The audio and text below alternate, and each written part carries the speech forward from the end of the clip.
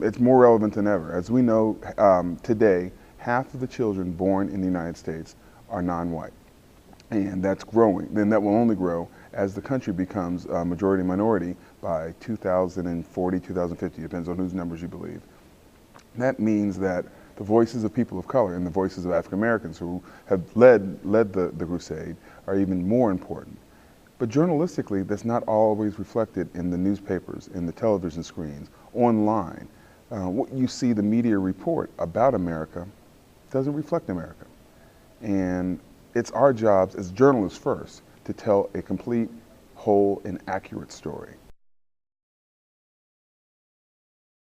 NABJ continues to fight for African Americans in newsrooms, both in front of the camera, behind the camera, in the editor's jobs, in the reporter's jobs, as photographers, as infographics folks, as people working on online and on mobile, and even in academia and our associate members who represent a lot of our PR in other areas, making sure that we are in the mix when it comes to making the calls and making the statements, as well as make sure we're there telling the stories because they're our stories.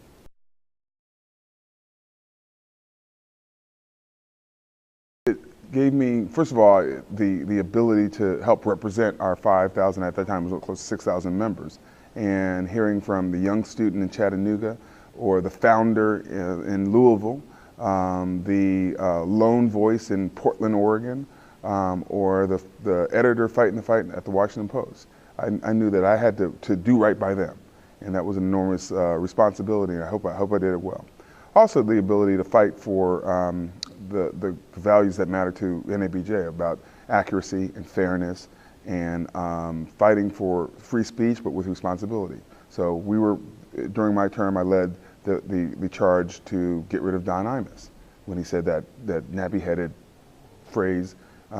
Within the first 2 days after he said that, NABJ was the first organization to call for him to be dismissed. And 4 days after that, he was gone.